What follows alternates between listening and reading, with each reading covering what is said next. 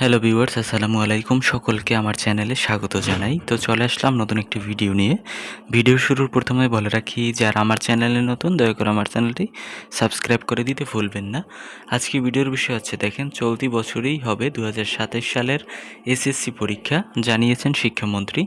তো এটা কিন্তু আজকের আপডেট। দেখেন, এখানে কিন্তু পত্রিকার তারিখও দেওয়া হয়েছে 25 এপ্রিল 2026। দেখেন, এখানে যেটা বলা হয়েছে, দেশের শিক্ষা ব্যবস্থায় সেশন জট নিরসনে 2027 সালের এসএসসি ও সমমান পরীক্ষা নির্ধারিত সময়ের আগেই অর্থাৎ চলতি বছরের ডিসেম্বরে অনুষ্ঠিত হবে বলে জানিয়েছেন শিক্ষামন্ত্রী ডক্টর এহসানুল হক মিলন। মানে হচ্ছে, যারা এসএসসি 2027 ব্যাচ, তাদের পরীক্ষা কিন্তু এই ডিসেম্বর মাসেই হতে যাচ্ছে। এর আগেও আমি ভিডিওতে বলেছিলাম, এখনও বলতেছি যে আপনারা পূর্ণাঙ্গ প্রস্তুতি গ্রহণ করুন, এরপরে কিন্তু আপনাদের হাতে আর সময় থাকবে না।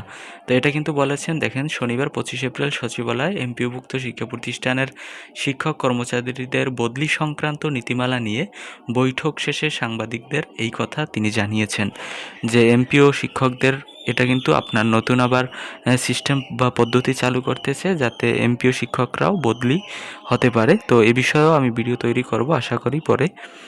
তো এখানে দেখেন, আরও বলা হয়েছে, এহসানুল হক মিলন বলেন, শিক্ষার্থীদের জীবন থেকে সেশন জটের অভিশাপ দূর করতে আমরা বদ্ধপরিকর। করোনা পরবর্তী সময় বিভিন্ন রাজনৈতিক পরিস্থিতির কারণে পরীক্ষা যে সময়সূচি এলোমেলো হয়ে গিয়েছিল, তা পুনরায় স্বাভাবিক ছন্দে ফিরিয়ে আনতেই এই সিদ্ধান্ত নেওয়া হয়েছে। 2027 সালের এইচএসসি পরীক্ষা আমরা চলতি বছরের ডিসেম্বরেই শেষ করতে চাই।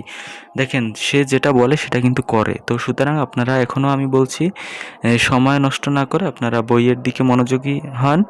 আপনারা এটা ফাইনাল ধরে নিতে পারেন যে ফাইনাল সিদ্ধান্ত 2027 ব্যাচের পরীক্ষার্থীদের পরীক্ষা অনুষ্ঠিত হবে 2026-এর ডিসেম্বরে। এটাই হচ্ছে ফাইনাল কথা। তো এই ছিল আজকের ভিডিও। দেখা হবে পরবর্তী কোনো ভিডিওতে। আল্লাহ হাফেজ।